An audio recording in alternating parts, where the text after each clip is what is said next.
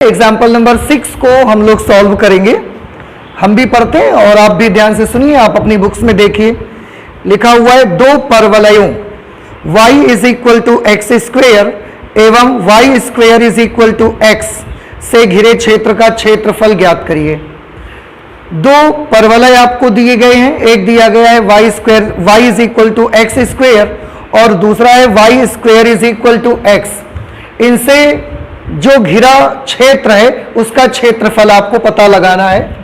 मैं नोट कर लेता हूं, मुझे दो पैराबोलास दिए गए हैं यहां पे। एक पैराबोला दिया गया है y is equal to x square और एक दूसरा पैराबोला ही दिया गया है, वो हमको दिया गया है y is equal to x square और एक है x is equal to y square या y square is equal to x. इन दोनों से घिरा हुआ क्षेत्रफल आपको पता लगाना है। तो जैसे कि अभी तक हम लोग क्वेश्चंस लगाए हैं, एक्सरसाइज 8.1 को भी सॉल्व किया है, उससे पहले हमने एग्जांपल्स भी सॉल्व किए थे। तो उन सब में हम फिगर बनाने के लिए इनकी डिटेल्स निकालते थे कि अगर ये पैराबोला मुझे ड्रॉ करना है कोऑर्डिनेट एक्सिस पर, तो हम इसकी डिटेल निकालते हैं, फिर इसकी डिटेल निकालते हैं, and on the basis of the details we can draw the diagrams, we can make the parabolas. और उससे फिर हम आसानी से समझते हैं कि किस क्षेत्र का क्षेत्रफल हमको पता लगाना है। वही हम फिर से करना चाहते हैं। सबसे पहले ये वाला पैराबोला लेंगे। पहला पैराबोला है y is equal to x square. बेटा हम इसे x square is equal to y भी तो लिख सकते हैं। ये y is equal to x square है, मैंने x square is equal to y लिख दिया बस। अब आप याद करिए, क्या आपने जितने भी स्टैंडर्ड पैराबोला पढ़े हुए हैं, 4 प्रकार के स्टैंडर्ड पैराबोलाज आपने पढ़े हुए हैं, तो उनमें से ये किस प्रकार के पैराबोला से मैच करता है? ये x square is equal to 4ay जैसा है, उसी से कंपेयर हमको करवानी है। की तुलना x square is equal to 4ay से करने पर, ठीक है, आप तुलना करेंगे। वैसे नाभियों की जरूरत तो हमको पड़ेगी नहीं, तो हम नाभियां नहीं निकालेंगे, केवल छोटी मोटी डिटेल। जैसे सबसे पहले कि इसके एक्सिस क्या होगी, कौन सी अक्ष पर यह परवलय बनेगा, आप याद करें, क्योंकि इससे कंपेयर करवाया है आपने। और ये कौन से अक्ष पर बनता है? वाई अक्ष पर, इसलिए ये पैराबोला भी वाई अक्ष पर बनेगा। अच्छा, इस पैराबोला का फेस किस तरफ होगा, किस तरफ उसका ये ऐसा मुंह खुलेगा, ये हमको देखना है। तो x square is equal two plus 4y type का दिख रहा है, प्लस वाई एक्सिस की तरफ ही इसका फेस रहेगा, पॉजिटिव वाई एक्सिस। शीर्ष कहां पर रहेगा इसका? वर्टेक्स कहते हैं इसको अंग्रेजी में। तो शीर्ष बेटा याद करें, x square is equal to 4ay type का जो पैराबोला होता है उसका शीर्ष कहां पर होता है? 0,0। तो इसमें x की जगह पर x है, y की जगह पे y है, x और y सेम है, इसलिए जो वर्टिसेस इस पैराबोला के होंगे वही इसके भी रहेंगे। और इस प्रकार इस परवलय के शीर्ष कितने बन गए? 0,0, क्योंकि इसके शीर्ष भी 0,0 ही होते हैं। तो जितनी इस पैराबोला को ड्रॉ करने के लिए मुझे डिटेल की जरूरत थी वो हमने निकाल लिया। हमने ना भी नहीं निकाली है क्योंकि जरूरत भी नहीं पड़ती मुझे ऐसा, ठीक है। ऐसे ही इस पैराबोला के बारे में भी थोड़ी सी डिटेल निकाल लो जरा, और उसके बाद दोनों को आप बना सकेंगे। दूसरा पैराबोला है x equal to y square, या हम इसको y square is equal to x भी लिख सकते हैं, ठीक है। अब इसकी भी कंपेयर हम करेंगे। किससे कंपेरिजन करेंगे हम? तो इसके जैसा you have 4 standard parabolas and match कि कौन सा पैराबोला इससे मैच करता है आपके उन 4 में से। Y square is equal to 4ax type का पैराबोला इससे मिलता है तो हम उसी से कंपेयर करवाएंगे। इससे करने पर बेटा जब तुलना करेंगे तो फिर से उन सारी बातों को हम निकालना चाहते हैं। अक्ष क्या होगी? आंसर है जो इसकी अक्ष है वही इसकी अक्ष हो जाएगी, क्योंकि इसी से तो तुलना करवाई है हमने। इसकी अक्ष क्या होती है? X axis. याद करें y square is equal to 4ax, x axis पर बनेगा, एक्स अक्ष पर बनेगा। उसका फेस किस ओर रहेगा? तो पॉजिटिव साइन के साथ एक्स दिखाई दे रहा है तो प्लस एक्स एक्सिस की ओर फेस रहेगा। पॉजिटिव एक्स एक्सिस पे इसका फेस रहेगा। शीर्ष क्या होंगे इसके? Very good, y square is equal to 4ax, इसके शीर्ष आप पता लगाएं। जब भी आपको कुछ भी निकालना हो ना तो जिससे आपने कंपेयर करवाया है उसका निकाल के देखो क्या होता है। जैसे मुझे शीर्ष चाहिए तो मैं इसका शीर्ष देखूंगा क्या होता है। इसका 0 0 होता है और इसमें y की जगह y, x की जगह x है तो फिर इसका भी 0 0 होगा। समझ में आया? और हाँ, अगर कभी y की जगह y नहीं होकर कुछ और हुआ, y-2 हो गया, y+1 हो गया, कुछ और हो गया, तो शीर्ष इसका तो 0 0 रहेगा, लेकिन उस सिचुएशन पे इसका शीर्ष फिर 0 0 नहीं रहेगा। थोड़ी कैलकुलेशन करनी पड़ेगी आपको, आएगा, हम उसको भी बताएंगे आपको। फिलहाल अभी इसका शीर्ष 0 0 ही रहेगा। ठीक है, एक काम और कर लेते हैं हम साथ में ही, क्योंकि दोनों पैराबोला एक ही कोऑर्डिनेट एक्सेस पर हमको बनाने हैं, तो ये कहीं ना कहीं एक दूसरे को काट भी सकते हैं बनाते वक्त। तो हम ये पता लगा लेते हैं कि इन दोनों परवलयों का कटान बिंदु कहां पर होगा। प्रतिच्छेद बिंदु निकाल लेते हैं साथ में। यहां पर हम उसको सॉल्व कर लेते हैं। दोनों परवलयों का प्रतिच्छेद बिंदु,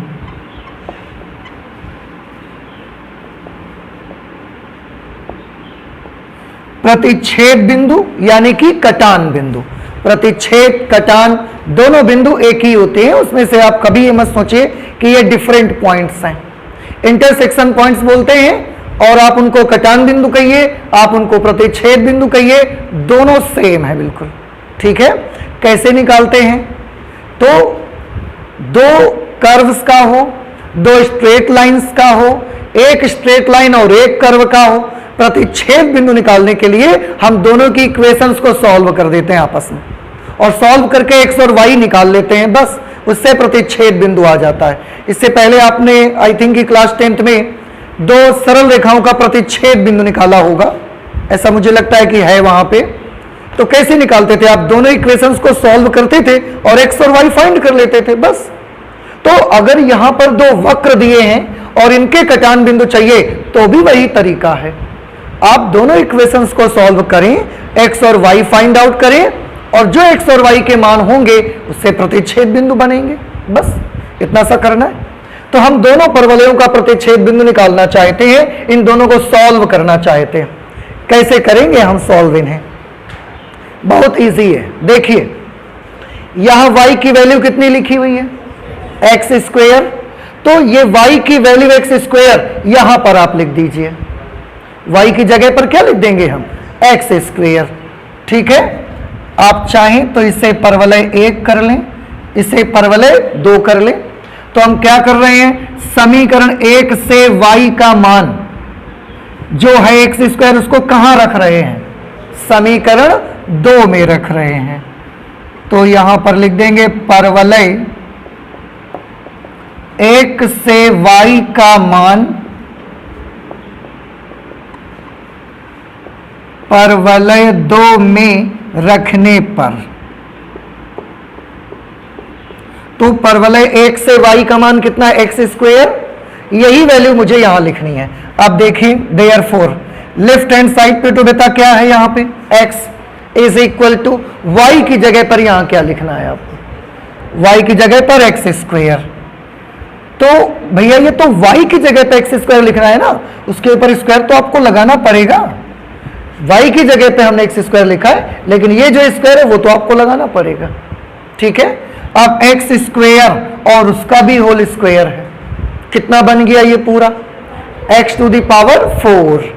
तो मैं एक काम करता हूं, पहले मैं x टू दी पावर 4 लिख लेता हूं और इक्वल मार्क के उधर कौन है, x, ऐसे कर दिया, ठीक है। इसको इधर लेते आइए आप, x to the power 4 minus x is equal to 0, दोनों से x कॉमन कर लीजिए, x cube minus 1 is equal to 0। अब दोनों को सॉल्व करिए, एक बार if x is equal to 0, एक बार x को 0 लेते हैं और दोबारा में क्या करेंगे, if x cube minus 1 is equal to 0 then x cube is equal to 1, ये 1 हमने उधर भेज दिया, प्लस 1 हो गया। अब x cube is equal to 1 है, तो हम दोनों पक्षों का क्यूब रूट ले लेते हैं, घनमूल कर देते हैं। तो एक्स क्यूब का घनमूल क्या होगा x, 1 का घनमूल क्या होगा 1, ठीक है। वैसे इकाई के घनमूल आपने जब कॉम्प्लेक्स नंबर पढ़े हैं, सम्मिश्र संख्याएं, तो वहां पर आपने इकाई के घनमूल निकाले हैं, जिनमें से इकाई के 3 घनमूल आया करते थे। एक घनमूल रियल होता था और 2 घनमूल और आते थे उसमें, जो सम्मिश्र संख्याएं आती थी, कॉम्प्लेक्स नंबर्स आते थे। बट हम केवल रियल वैल्यू का यूज करेंगे, इसलिए घनमूल में केवल हम 1 का ही इस्तेमाल करेंगे। ये मैंने इसलिए बताया क्योंकि हो सकता है आप में से किसी स्टूडेंट के माइंड में ये आ जाए कि जब 1 का इस क्यूब रूट हम निकालते हैं, घनमूल निकालते हैं, तब तो 3 वैल्यूज आती हैं और आप तो सिर्फ 1 लिख रहे हैं। तो वही मैंने बताया कि एक रियल होती है, बाकी 2 कैसी होती हैं, बाकी 2 कॉम्प्लेक्स क्यूब रूट्स होते हैं। हमें कॉम्प्लेक्स क्यूब रूट्स नहीं चाहिए, रियल वैल्यू ही चाहिए मुझको, और रियल तो केवल 1 ही होता है, वही मैंने ले लिया। तो बेटा x की कितनी वैल्यूज आ गई आप देखें, 2। एक x की वैल्यू क्या आ गई 0 आ गई, और एक x की वैल्यू और क्या आ गई 1। अब इन्हीं से y भी चाहिए मुझे, तो चलिए y निकाल लेते हैं। यहां लिखेंगे if x is equal to 0 then y is equal to, यहां पर निकाल लें आप रखकर, x की जगह बेटा 0 लिखोगे तो 0 का स्क्वायर करोगे, फिर कितना बन जाएगा, वो 0 बन जाएगा। तो y की वैल्यू कितनी आ गई 0। इसलिए दोनों परवलयों का एक इंटरसेक्शन पॉइंट क्या बना 0,0, एक इंटरसेक्शन पॉइंट 0,0 बना। और यदि x इज इक्वल टू 1 तब y की वैल्यू कितनी होगी, x की जगह 1 लिखिए, फिर 1 का स्क्वायर करना है आपको, 1 आएगा, तो y की वैल्यू कितनी आ गई 1 आ गई, y की वैल्यू 1। तो दोनों परवलयों का दूसरा कटान बिंदु क्या बना 1,1। तो एक इंटरसेक्शन पॉइंट बना 0,0 और एक इंटरसेक्शन पॉइंट बना 1,1।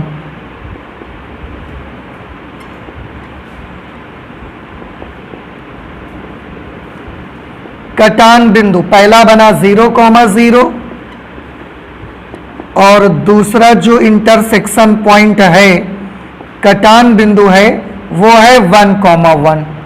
जब हमने कटान बिंदु निकाला ना, तो एक जानकारी और हासिल हुई कि ये जो 2 परवलय हैं, ये एक दूसरे को एक जगह नहीं काटेंगे, 2 जगह काटेंगे। अगर एक जगह काट रहे होते तो कटान बिंदु एक ही बिंदु आता ना, 2 कटान बिंदु आने का क्या मतलब है, कन्फर्मली वो एक दूसरे को 2 जगह पर इंटरसेक्ट करेंगे ही। अभी आप फिगर में भी बनाएंगे हम लोग, आप देखेंगे। तो अब हम इंटरसेक्शन पॉइंट भी निकाल चुके हैं, सारी डिटेल भी पता लगा लिया। So now we are ready to make the diagrams. Okay, बना लेते हैं। देखिए डायग्राम्स ही बेटा बहुत इंपॉर्टेंट है। आप देखिए, जब से मैंने ये एक्सरसाइज सॉल्व करना स्टार्ट किया है, मैं बार बार आपसे बोलते रहता हूं कि डायग्राम्स बहुत इंपॉर्टेंट हैं, डायग्राम्स आप जरूर बनाएं। डायग्राम से ही आप लिमिट से समझ पाएंगे, आप अपना रिक्वायर्ड रीजन समझ सकते हैं। Without diagram you can't understand anything, कुछ नहीं समझ सकते आप। ओके, तो this is the origin point and we take it O, it's coordinate is 0,0, you all know. परवलय पहला पैराबोला मुझे बनाना है, that is x square is equal to Y.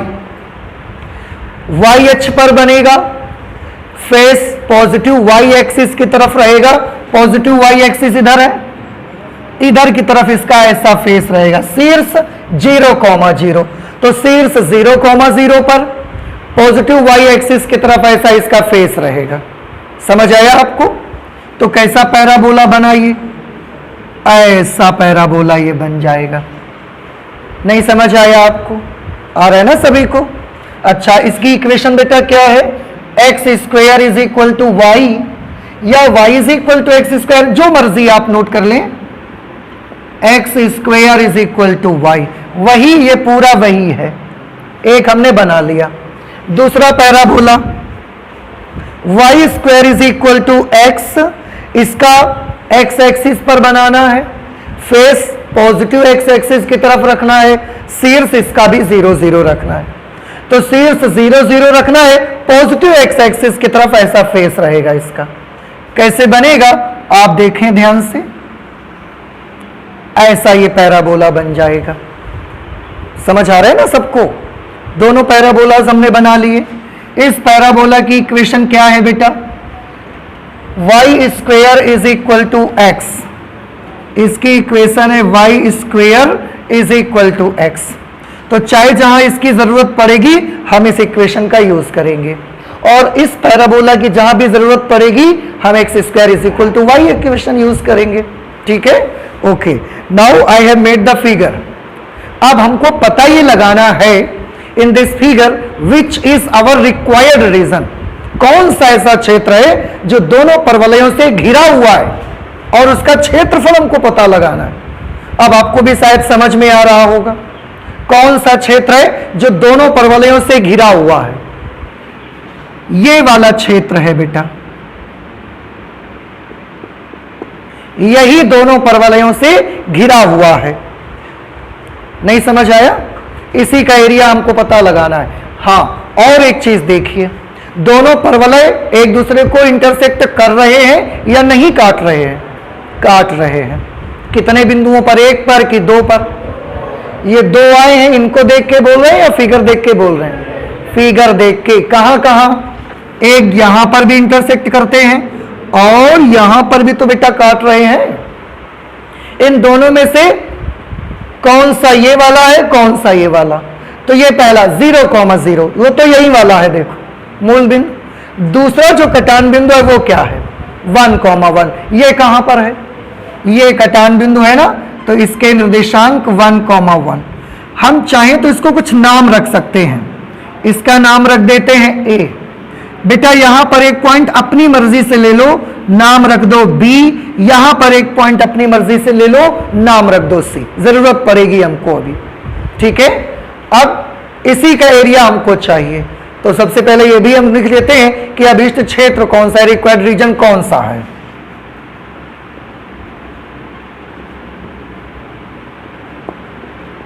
अभीष्ट क्षेत्र, अभीष्ट क्षेत्र हम उस क्षेत्र को कहते हैं जिसका क्षेत्रफल हमको ज्ञात करना रहता है।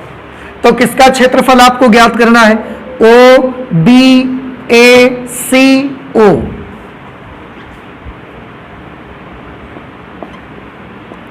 क्षेत्र ओ बी ए सी ओ, यही हमारा अभीष्ट क्षेत्र है, और इसी का एरिया हमको पता लगाना है, इसी का क्षेत्रफल हमको ज्ञात करना है। कैसे ज्ञात करेंगे पहले मैं आपको बताता हूं, और उसके बाद हम इसकी वर्किंग स्टार्ट करेंगे। सबसे पहले तो एक काम कर लीजिए, आप इस इंटरसेक्शन पॉइंट से एक्स एक्सिस पे या वाई एक्सिस पे, क्योंकि इसका एरिया बेटा हम एक्स एक्सिस की ओर से भी सॉल्व करके निकाल सकते हैं, वाई एक्सिस की ओर से भी सॉल्व करके ला सकते हैं। अब जिधर से आपकी मर्जी हो उससे कर लीजिए। तो सभी स्टूडेंट्स को अधिकतर एक्स एक्सिस की तरफ से सॉल्व करना ज़्यादा इजी लगता है, तो मैं भी वही यूज करता हूं। अदरवाइज आपकी मर्जी अगर वाई एक्सिस से तो उससे भी आंसर आ जाएगा आपका। हम एक्स एक्सिस की ओर से निकालते हैं। उसके लिए सबसे पहले यहां पर एक परपेंडिकुलर ड्रॉप कर देते हैं। इसको हमने मान लिया n। अगर ये n है तो इस n के कोऑर्डिनेट्स क्या होंगे, थोड़ा सा इसको सोचिए। उसके लिए पहले ये बताइए, इस बिंदु के कोऑर्डिनेट्स 1,1 है, ये 1,1 कैसे हुए होंगे? हम मूल बिंदु से 1 डिस्टेंस इधर गए होंगे,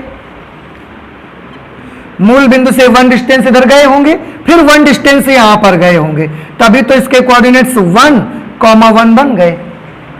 ठीक है, इस तरह से n के कोऑर्डिनेट क्या बन जाएंगे? ओरिजिन पॉइंट से यहां तक का डिस्टेंस कितना है? 1, तो इसके कोऑर्डिनेट्स बन जाएंगे 1,0। 1,0 क्यों? क्योंकि x एक्सिस पर है और x एक्सिस पर जो भी पॉइंट्स होते हैं वो a,0 टाइप के ही होते हैं, क्योंकि वहां पर y कोऑर्डिनेट उनका कैसा होता है? 0 रहता है।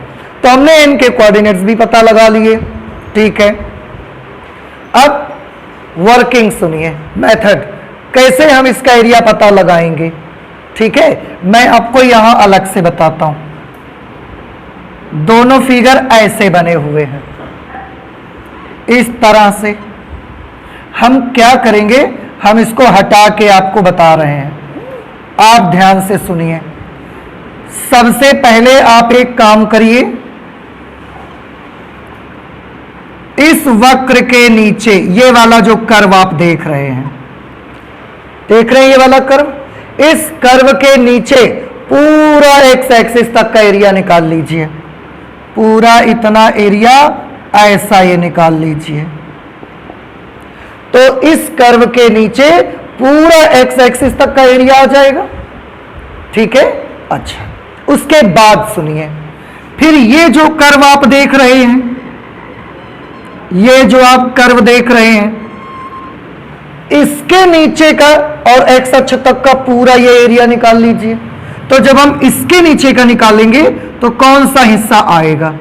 यही वाला तो आ जाएगा। तो इस कर्व के नीचे पूरा एरिया निकालेंगे तो पूरा ये आ जाएगा, फिर इस कर्व के नीचे का पूरा निकालेंगे तो ये कोना आ जाएगा, और इसके वाले एरिया में इसके नीचे का जो एरिया निकाला हो उसको माइनस कर दीजिए, घटा दीजिए, हटा दीजिए। कितना बचेगा? बस उतना ही बचेगा जितने की आपको जरूरत है। देखो, नहीं समझ आया तो मुझे क्या करना है? सबसे पहले इस वाले कर्व के नीचे x एक्सिस तक का पूरा एरिया फाइंड करेंगे, उसमें इस कर्व के नीचे x एक्सिस तक का एरिया निकाल के माइनस कर देना है। समझ नहीं आया ये आपको? चित्र से समझ आ रहा है ना? तो चलिए कर देते हैं। अभीष्ट क्षेत्र का क्षेत्रफल,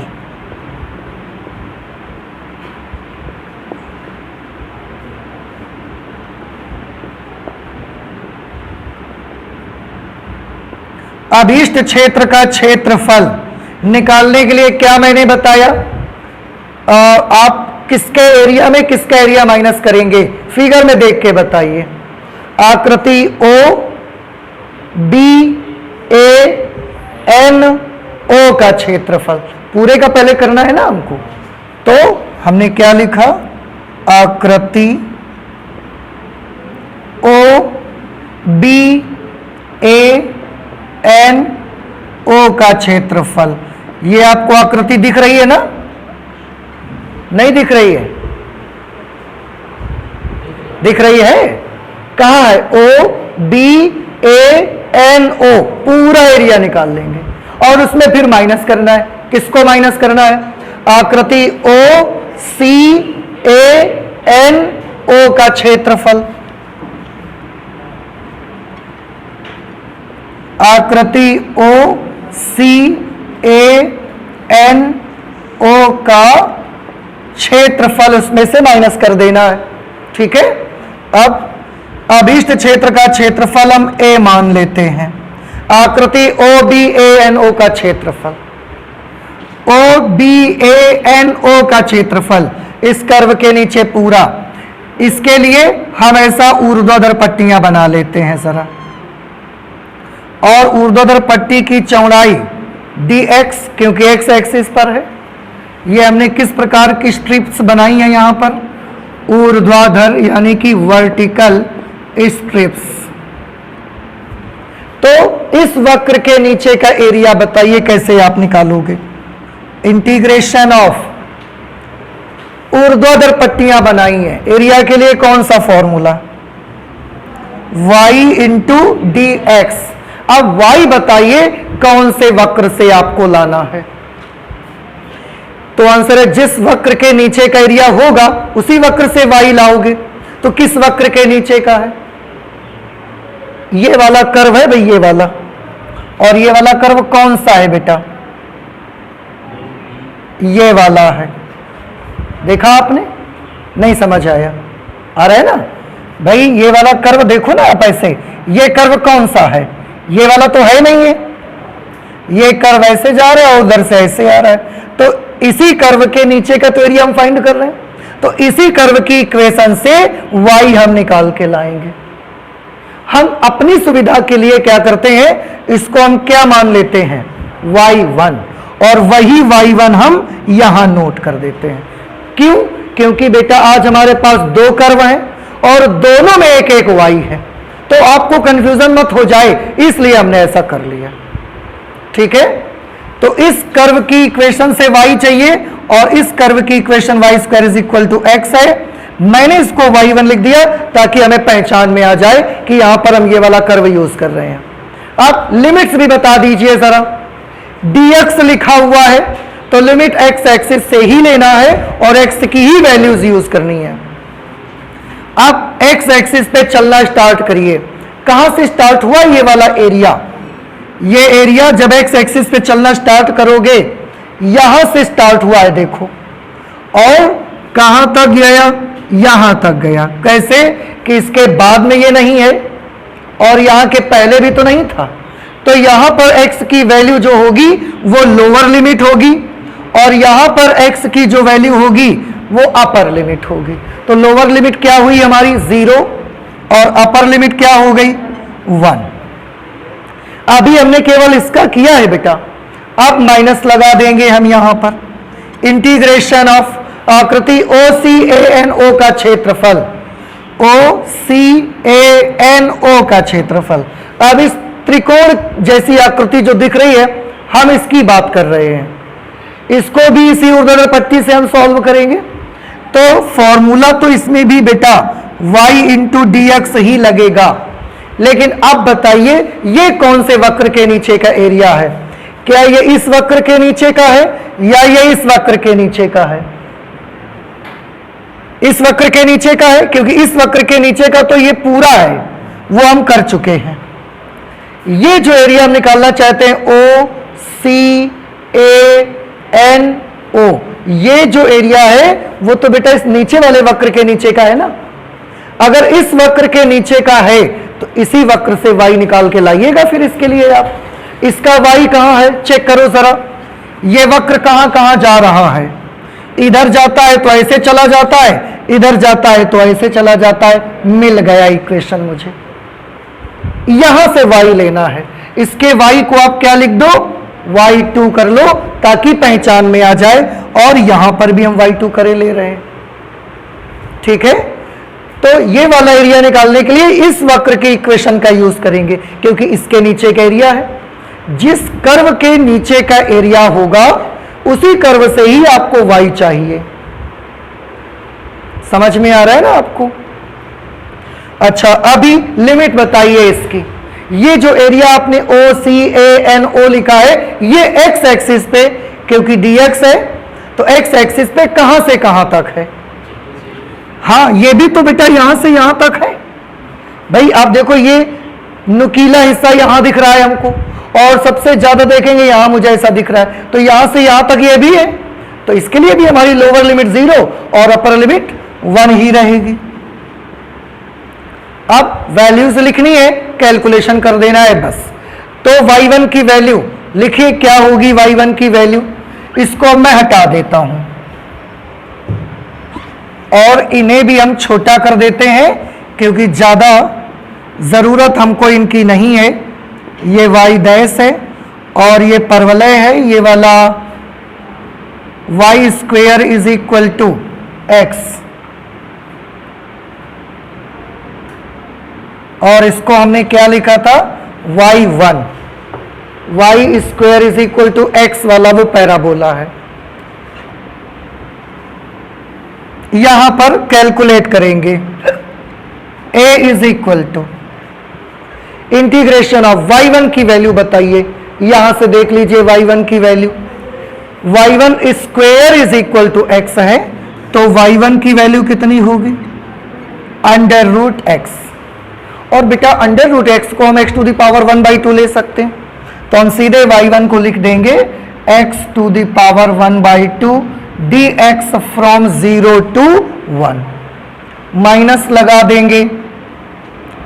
इंटीग्रेशन ऑफ y2 की वैल्यू देखिए कितनी है?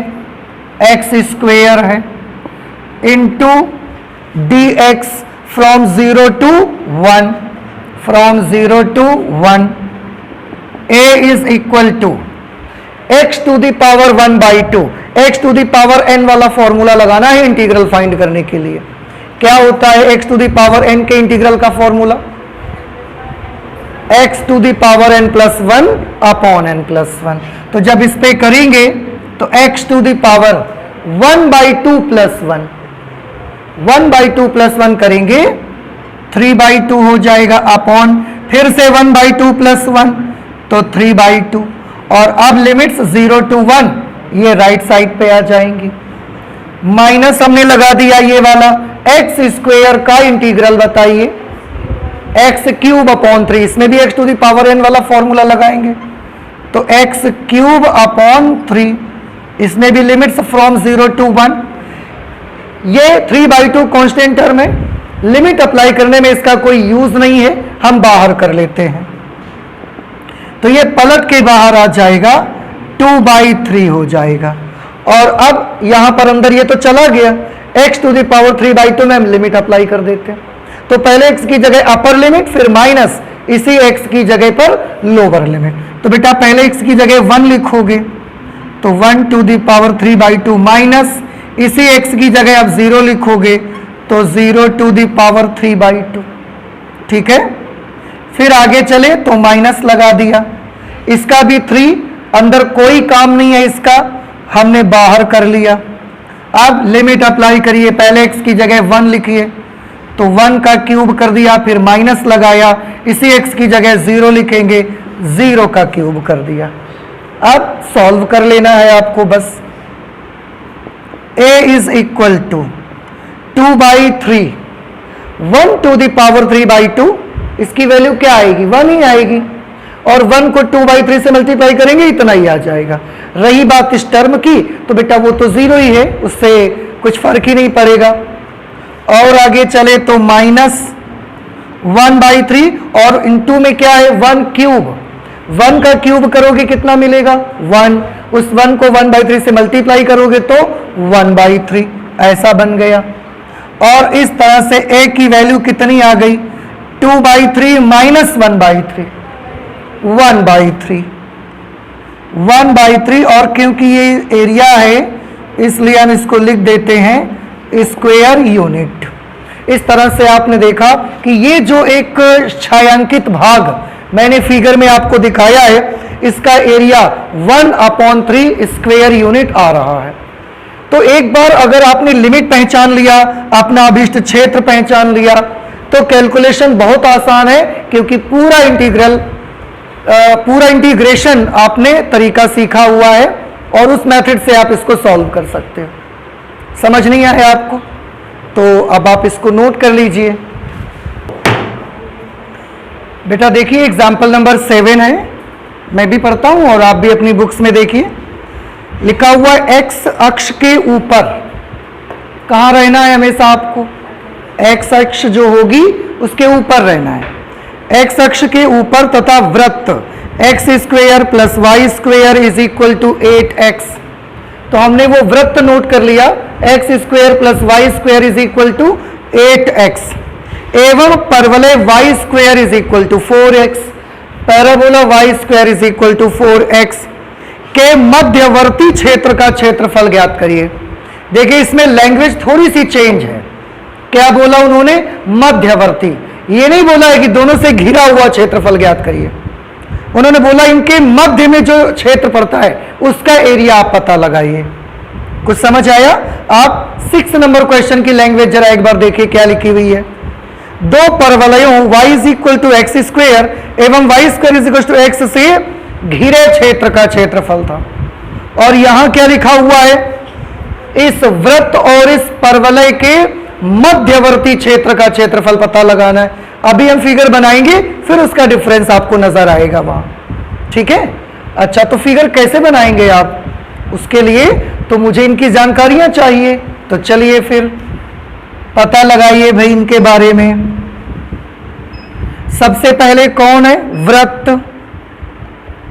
और वृत्त को ड्रॉ करने के लिए जो जरूरी होता है, क्या जरूरी होता है, सेंटर और उसकी रेडियस। दो चीजें मालूम हो जाए ना, सर्कल तो बन ही जाएगा। सेंटर पता लग जाए कहां है, वहां हम प्रकार की नोक रख देंगे। रेडियस पता लग जाए कितनी है, उतना ही चाप भर के गोला खींच देंगे, काम खत्म, बन गया सर्कल। तो दो चीजें जरूरी हैं, एक तो सेंटर और दूसरा रेडियस। पहले हम वृत्त को नोट करते हैं। आप देखिए equation, x square plus y square is equal to 8x है। इसको भी इधर लेते आइए, minus 8x is equal to 0। आज ये वाला जो सर्कल है वो x square plus y square is equal to a square type का नहीं है, समझ रहे हैं। अगर x square plus y square is equal to a square type का होता तो ए यानी कि कांस्टेंट, यहां कांस्टेंट होना चाहिए था, लेकिन 8 के साथ यहां भी वेरिएबल लगा हुआ है, तो वो फॉर्मेट तो नहीं है। फिर तो अगर वो फॉर्मेट नहीं है तो दूसरा है x square plus y square minus 8x is equal to 0। अब हम इससे रेडियस और सेंटर पता लगाने के लिए सबसे पहले हम इसकी तुलना करना चाहते हैं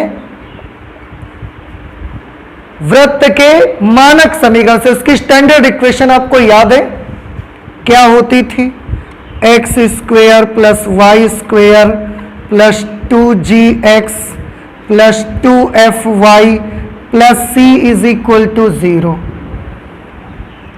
बेटा याद आया, ये वृत्त की स्टैंडर्ड इक्वेशन आपको ध्यान आई, इससे तुलना करवाएंगे इस बार। तो फिर आज हम आप कंपेयर करिए, एक्स स्क्वायर की जगह एक्स स्क्वायर, वाई स्क्वायर की जगह वाई स्क्वायर, एक्स की जगह पर एक्स, 2g की जगह पर -8,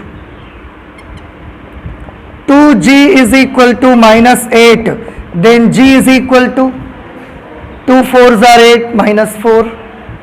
y वाला बेटा टर्म ही नहीं है। अगर y वाला टर्म नहीं है इसका मतलब f की वैल्यू कैसी है, 0, क्योंकि वो तो पद ही नहीं है इस पे। Therefore f is equal to 0।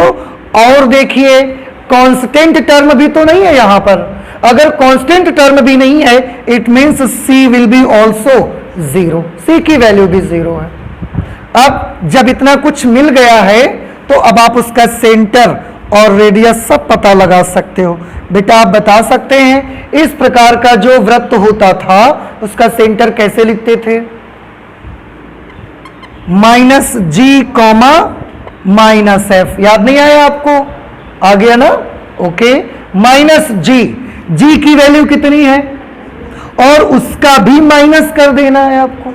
तो g की वैल्यू -4, तो -g की वैल्यू 4 हो जाएगी, कॉमा f, तो f की वैल्यू तो 0 ही है, 4,0।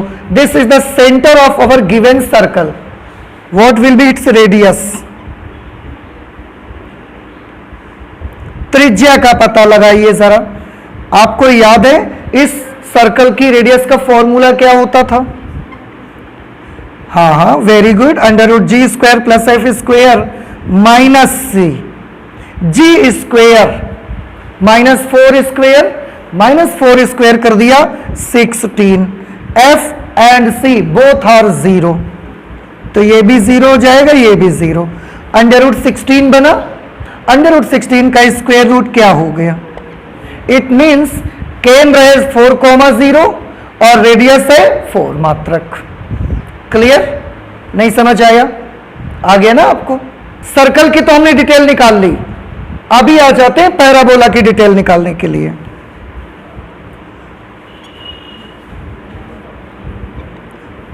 पैराबोला की इक्वेशन क्या है, y square is equal to 4x।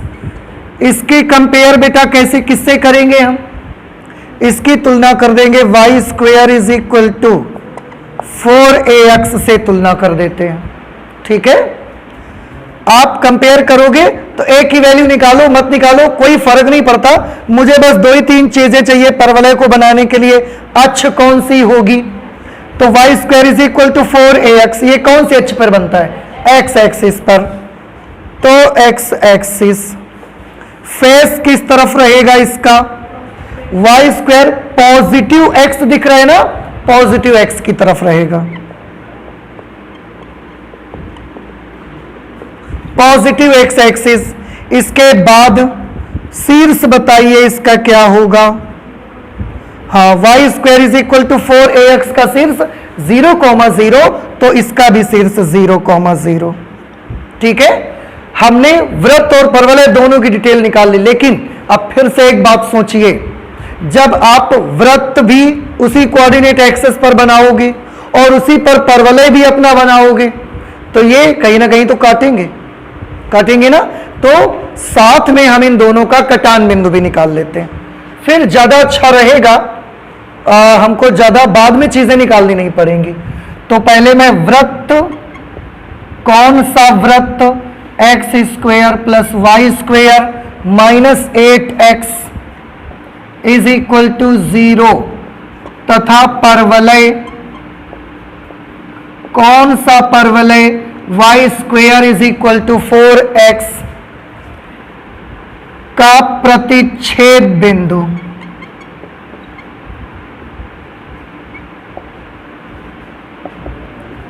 प्रतिच्छेद बिंदु मीन्स कटान बिंदु, इंटरसेक्शन पॉइंट। कैसे फाइंड आउट करेंगे? तो हमको वृत्त और परवलय का इंटरसेक्शन पॉइंट चाहिए, इन्हीं दोनों की इक्वेशंस को पकड़ के सॉल्व कर दो बस, और जो x और y की वैल्यूज आएंगी that will be the intersection point of circle and parabola. कैसे सॉल्व करना है? बड़ा इजी है बेटा। देखो यहां वाई स्क्वायर की वैल्यू कितनी है, तो यहां पर वाई स्क्वायर की जगह 4x आप लिख दीजिए और सॉल्व कर लीजिए। इसमें रखेंगे क्या मिलेगा मुझे? X square plus y square की जगह पर मुझे क्या लिख देना चाहिए? 4x minus 8x is equal to x square. 4x minus 8x will become minus 4x is equal to 0। दोनों से x आप कॉमन कर लीजिए, x minus 4 is equal to 0। एक बार इसको 0 के इक्वल करेंगे, फिर एक बार इसको 0 के इक्वल करेंगे, इस तरह से x की दो वैल्यूज मिलेंगी। Therefore x is equal to 0 and x is equal to 4। x की दो वैल्यूज आ गई। अभी इन्हीं से y निकाल लीजिए। देयरफॉर यदि x इज इक्वल टू 0 तब y इज इक्वल टू, यहां पर कर लीजिए, x की जगह 0 लिखोगे तो y square is equal to कितना हो गया? 40 या 0? x की जगह 0 लिखोगे तो y स्क्वायर बराबर 40 हुआ कि 0 हुआ? 0, क्योंकि 0 से 4 को मल्टीप्लाई करना है, रख नहीं देना केवल। y स्क्वायर 0 तो y भी कितना? 0। तो प्रतिच्छेद बिंदु कितना आया? प्रतिच्छेद बिंदु मिला 0,0। दूसरा, यदि x इज इक्वल टू 4 तब y की वैल्यू बताइए। अगर x की वैल्यू 4 लिखेंगे फिर y की value, y square is equal to 4 into 4, y square is equal to 16, y is equal to not 4 plus minus 4।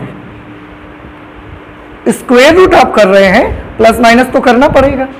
क्यों करना पड़ता है हमने बहुत बार बताया भी है आपको। तो y is equal two plus minus 4। ठीक है, अब आप इसको प्रतिच्छेद बिंदु,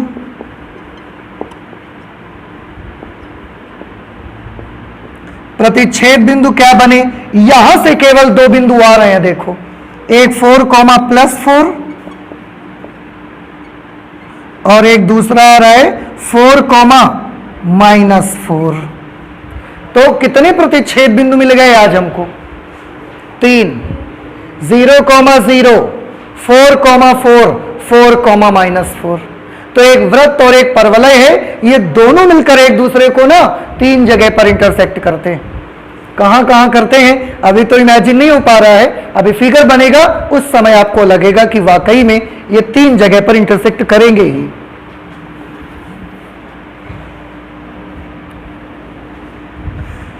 अब यहां तक हम पहुंच गए, इंटरसेक्शन पॉइंट्स भी पता लगा लिए, लगभग सारी जानकारी है। अब फिगर बनाने की देर है, बस बना लेते हैं figure. X axis, y x dash और ये वाई डैश, ये 0,0 है, ओरिजिन पॉइंट O, निर्देशांक इसके 0,0। ठीक है, चलिए एक एक करके बनाते हैं। पहले वृत्त बनाना है, तो वृत्त का केंद्र कहां पर है? 4,0। बताइए 4,0 कहां पड़ेगा? A,0 टाइप का पॉइंट है, एक्स अक्ष पर तो पड़ेगा ही। ठीक है, 4,0 वो भी 1 2 3 4 5 6 7 8। 8 क्यों बना लिया अभी आपको पता लगेगा। सेंटर कितना है इसका? 4,0। तो 1 2 3 4 यहां पर बेटा सेंटर है उसका। ठीक, रेडियस कितना है सर्कल का? अभी तो केवल केंद्र पता लगा, ये पता लगा कि आपको अपने प्रकार की नोक यहां रखनी है, बस इतना पता चला। चाप कितनी लंबी करनी है अभी ये पता नहीं चला। 4 उसका रेडियस है, तो 4 मात्रक रेडियस लेनी है। अब आप मुझे बताइए, यहां मैंने नोक रख दी, यहां पे रेडियस कितनी रखनी है? तो 1 2 3 4 इतना लंबा रेडियस लेना है। ठीक है, और इसके बाद यूं ऐसे बना देना है। कहां से होके जाएगा कुछ पता है? 4 रेडियस है तो वहां 1 2 3 4, इधर भी 1 2 3 4, इधर यहां से होके जाएगा सर्कल, और इस साइड में यहां से बिल्कुल होकर के जाएगा। ठीक है, तो चलिए बना देते हैं। ये सेंटर है, ऐसा ये होके जाएगा, इस तरह का लगभग सर्कल बनेगा आपका। समझ आ गया? तो सेंटर कितना बना दिया हमने?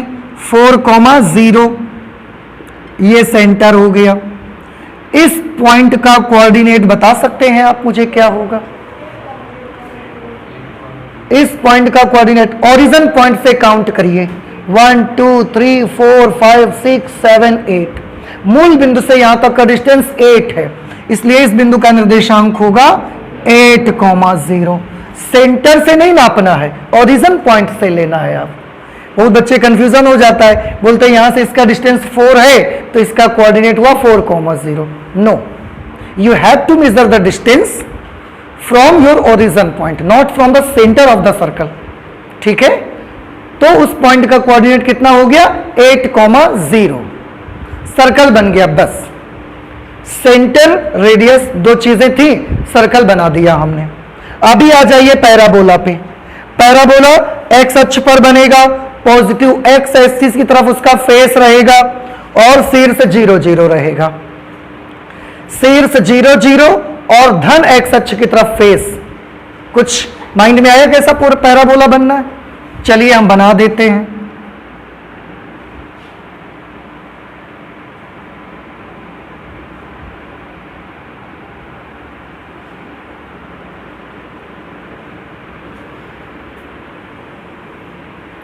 ऐसा पैराबोला बनेगा थोड़ा थोड़ा, ये इस तरह का। और ये कौन सा परवलय है? y² is equal to 4x। नहीं समझ में आया? आया समझ में? तो परवलय भी हमने बना लिया। लेकिन एक बात अभी हम लोग नहीं देखे कि क्या वृत्त और परवलय वो 3 जगह काट रहे हैं। अब आपको दिख रहा है 3 जगह, कहां कहां? यहां भी। तीसरा पॉइंट कहां है? यहां पर भी। कुछ बच्चे ये सोच सकते हैं कि यहां काट नहीं रहे, यहां स्पर्श कर रहे हैं। तो बेटा अब आप याद करिए, हमने बताया था स्पर्श करना भी तो एक प्रकार का काटना ही होता है।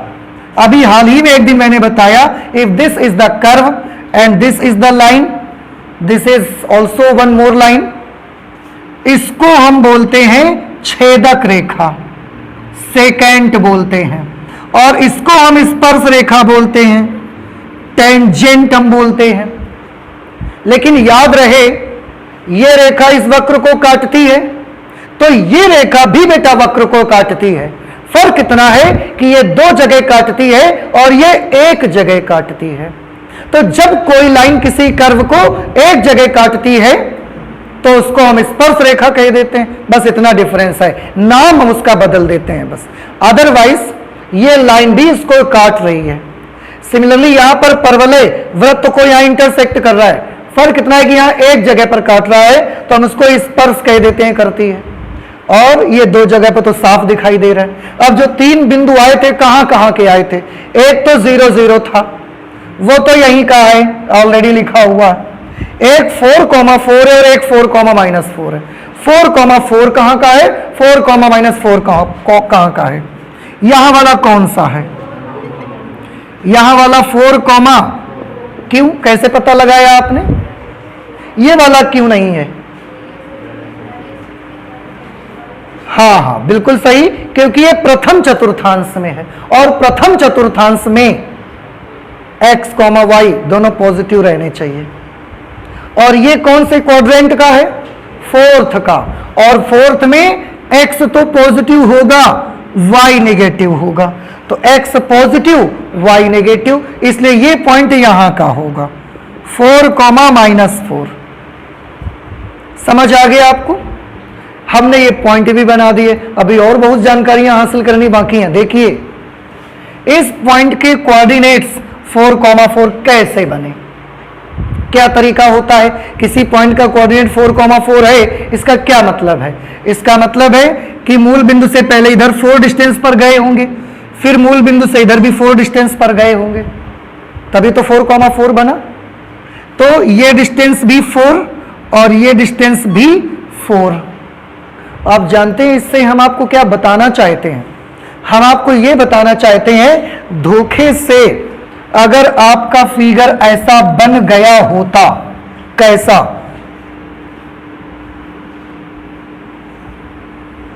ऐसा तो हमने वृत्त बना लिया, यहां पर आ गया 4,0, ठीक है।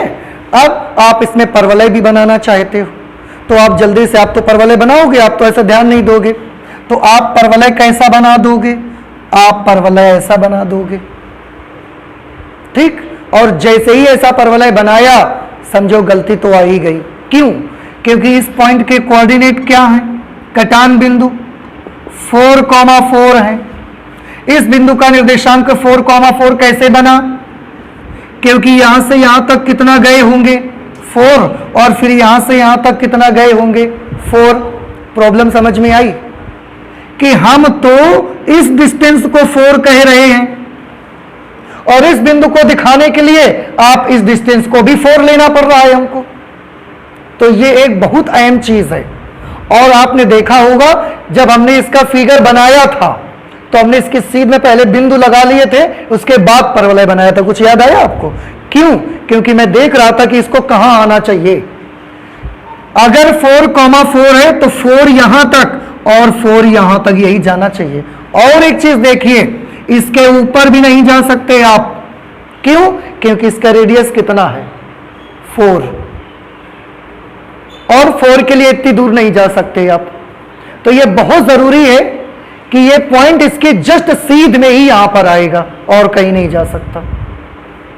इसलिए इस फिगर को जब बनाइए तो पहले इसके सीध में बिंदु लगा लीजिए और उसके बाद आप परवलय को वहीं से पास करिए। ऐसा परवलय का पास करना या परवलय का ऐसा गुजारना सब गलत हो जाएगा। उसको वहीं से जाना चाहिए, इसके बिल्कुल इस पॉइंट के ऊपर से ही इसको जाना चाहिए। तभी अगर इसका निर्देशांक 4,4 है तो ये डिस्टेंस 4 और ये डिस्टेंस 4, तो ये तो गलत हो जाएगा ना, क्योंकि हम तो इसको भी 4 कह रहे हैं और उस बिंदु को दिखाने के लिए अब हम इसको भी 4 कह रहे हैं। तो ऐसा कैसे हो सकता है कि ये वाला डिस्टेंस भी 4 हो जाए और फिर थोड़ी देर बाद ये डिस्टेंस भी 4 हो जाए? ऐसा कहां हो सकता है? ऐसा तो पॉसिबल नहीं है ना, इसलिए सीध में ही आना चाहिए उसको। तो ऐसा ही चित्र बनाए, जब आप भी बनाइए तो इस सेंटर के बिल्कुल सीध में इसका कटान बिंदु इधर भी और इधर भी आना चाहिए, ये याद रखना है आपको। नहीं समझ में आई बात? देखिए इतनी सारी बातें चेक करनी होती हैं, ऐसा थोड़ी होता है कि बस आप सर्कल बनाया, परवलय बनाया, बस सॉल्व करना स्टार्ट, ऐसा नहीं होता। हर चीज देखिए, कहीं गलती नहीं होना चाहिए आपसे। अब हमारा चित्र बिल्कुल अच्छे से तैयार है। Now we have to find out area of the required region. So very first we want to find which is our required region, कौन सा हमारा अभीष्ट क्षेत्र है जिसका आप क्षेत्रफल निकालना चाहते हैं। बताइए अभीष्ट क्षेत्र, कुछ नाम रख देते हैं, यहां पर ए, इसको बी कर लीजिए, इसका नाम सी रख लीजिए, ठीक है, इतने से काम बन जाना चाहिए। यहां पर आप एक काम कर लो, डी नाम रख लो इसको। अब आप बताइए आपका रिक्वायर्ड रीजन कौन सा है, दोनों के मध्यवर्ती। देखिए अब मैं दोनों का फर्क बताता हूं कि क्वेश्चन नंबर 6 और 7 में क्या डिफरेंस है। अगर इसमें लिखा होता कि वृत्त और परवलय से घिरा हुए क्षेत्र का क्षेत्रफल बताओ, तो फिर हम इसका बताते, क्योंकि यही वो क्षेत्र है जिसमें परवलय भी है और वृत्त, और दोनों से बिल्कुल घिरा हुआ क्षेत्रफल है। लेकिन उन्होंने हमसे क्या पूछा, मध्यवर्ती क्षेत्र का क्षेत्रफल बताओ। एक मध्यवर्ती परवलय भी हो, वृत्त भी हो, उसके बीच का, और एक्स अक्ष के ऊपर। तो एक्स अक्ष के ऊपर परवलय और वृत्त के मध्यवर्ती क्षेत्र कौन सा है, देखिए ये वाला एरिया है बेटा।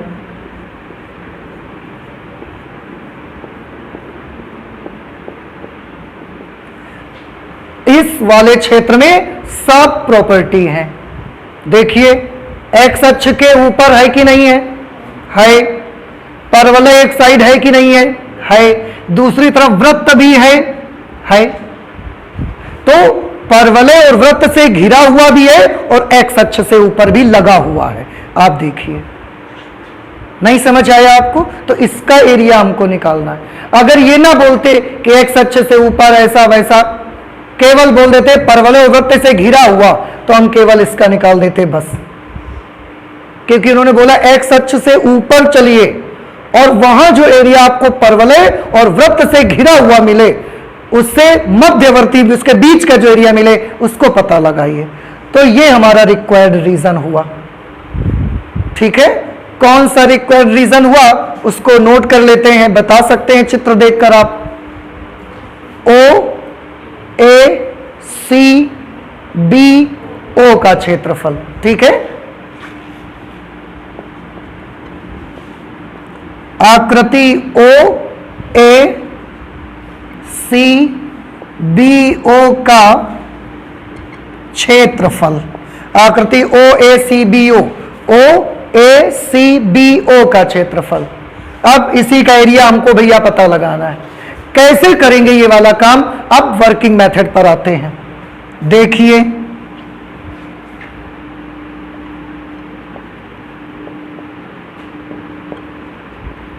अभीष्ट क्षेत्र का क्षेत्रफल इज इक्वल टू, जरा गौर से सभी बच्चे देखेंगे, ये मैंने एक लाइन ऐसे बनाई थी, आपको याद होगा, और ये ऊपर वाला हाइट जो थी वो 4 यूनिट थी, पर हमको जरूरत नहीं है, हटा देते हैं। कैसे करना है, एरिया हम एक्स एक्सिस की ओर से ही निकालना चाहते हैं, तो पट्टियां तो हमको ऊर्ध्वाधरी बनानी पड़ेंगी, और फिलहाल कोइंसिडेंटली हमने ऊर्ध्वाधर पट्टियां बना भी ली हैं पूरे में। हर पट्टी की चौड़ाई हम कितनी मान लेते हैं, dx।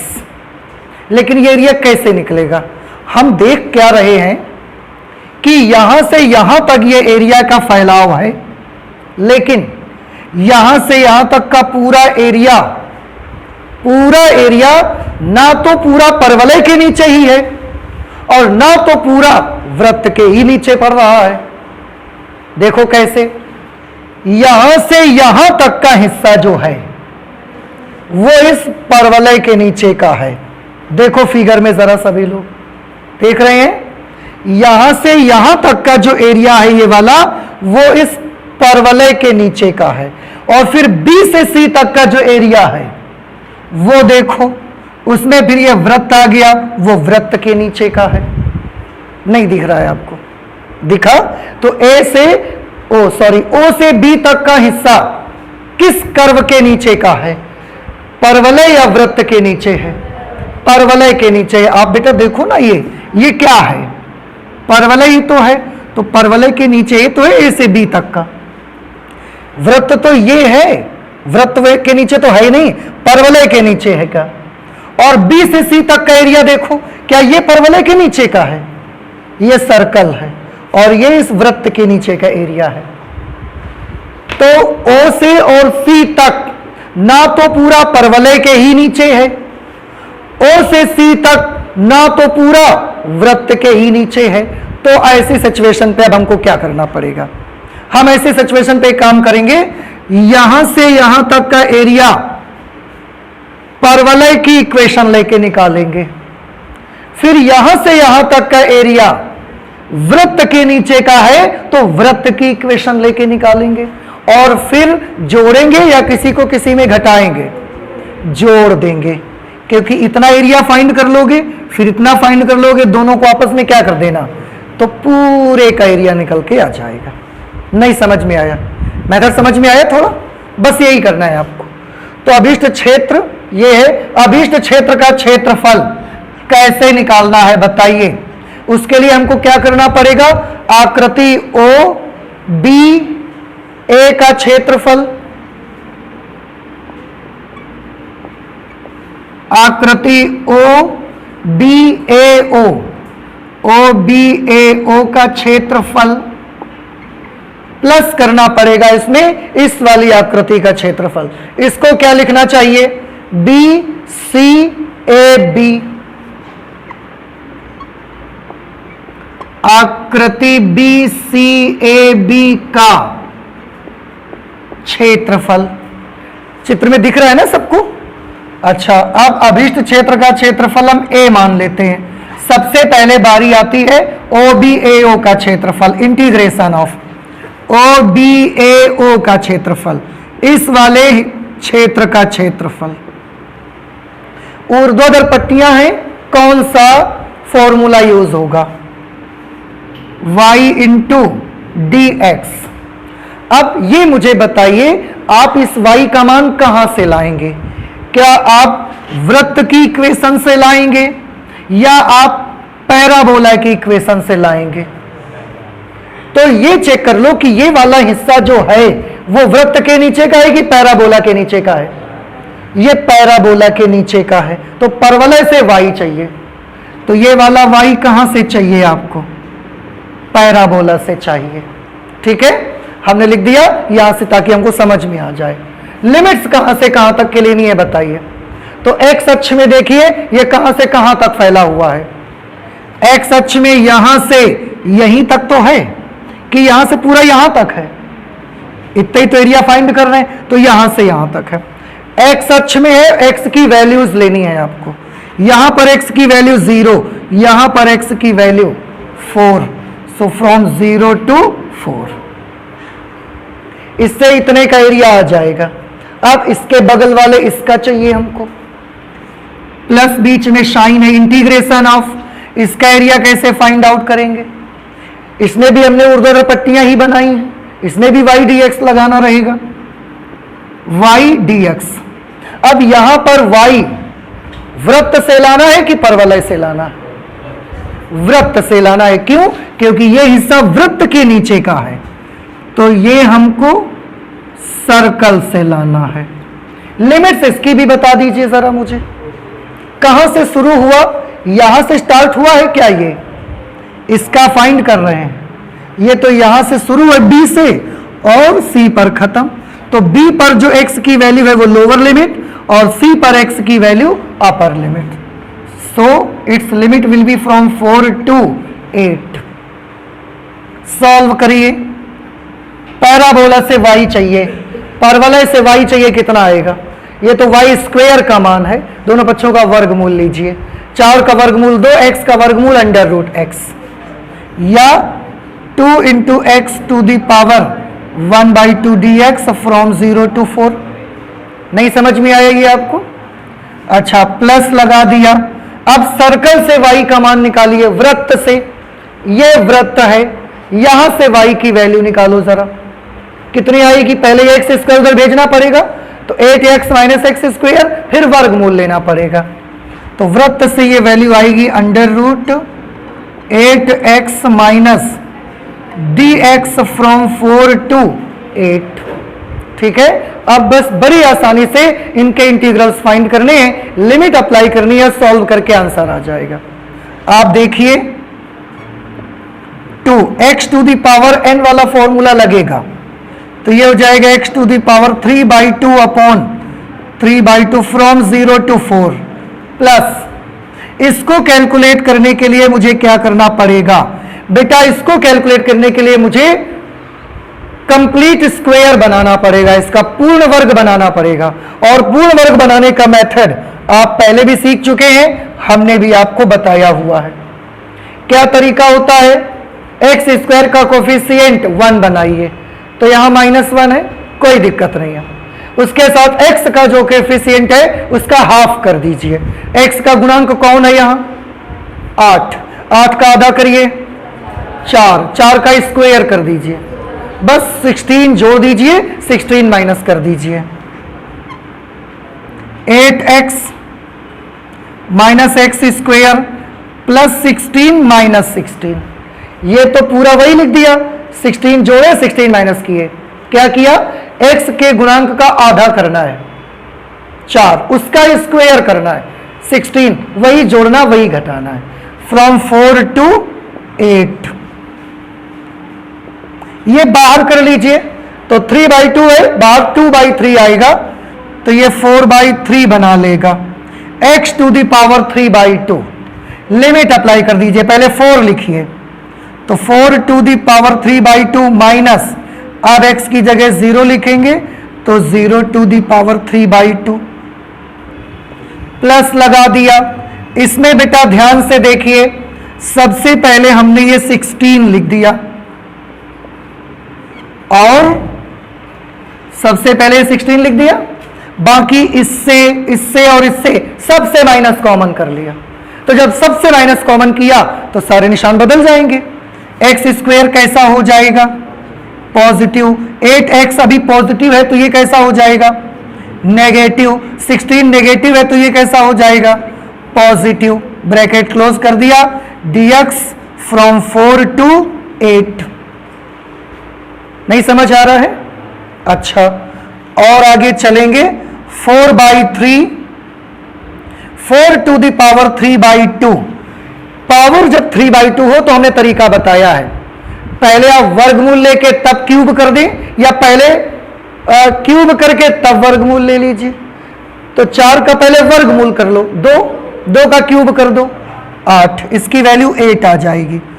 और माइनस क्या रहेगा? 0, तो 8 में 0 माइनस करेंगे 8 ही बचेगा। Plus integration of under root 16 को बेटा हम लिख सकते हैं 4 स्क्वायर माइनस, इसको अगर आप गौर से देखेंगे तो ये x माइनस 4 होल स्क्वायर है। dx from 4 to 8। देखिए कर सकते हैं कि नहीं ऐसा? इसका स्क्वायर ओपन करके देखें, x square plus 16 minus 2a भी करेंगे तो माइनस 8x आ जाएगा। अब हमको इसका फॉर्मूला अप्लाई करना है। कौन सा फॉर्मूला लगेगा? Under root a square minus x square का फॉर्मूला लगाना पड़ेगा, और उसके बाद लिमिट अप्लाई करनी है। अभी ये अभिष्ट क्षेत्र का क्षेत्रफल a है, इज इक्वल टू, देखिए बेटा 4 से 8 को मल्टीप्लाई करोगे, 8 4 32 अपॉन 3 प्लस, अब इस पे आइए तो under root a square minus x square का फॉर्मूला आपको अप्लाई करना है। क्या आपको ये फॉर्मूला याद है? देखिए, integration of under root a square minus x square dx, इसका फॉर्मूला होता है x/2 under root a square minus x square plus a square by 2 sine inverse x upon a. हमारे पास जो हमारा ये एक्सप्रेशन है उसमें ए की जगह पे कौन है 4 और एक्स की जगह पर कौन है x माइनस 4 है। ठीक है, तो हम a की जगह पर 4 और जहां भी x की बारी आएगी वहां x माइनस 4 लिखेंगे। अप्लाई करिए। सबसे पहले x बाई 2 आ रहा है, मीन्स x माइनस 4 अपॉन 2, क्योंकि हमें तो x की जगह पर क्या लिखना है x minus 4 under root a square minus x square, under root a square minus x square, यही पूरा आ जाएगा 4 square minus x minus 4 whole square plus ये वाला प्लस लगा दिया, फिर ए स्क्वेयर बाई 2,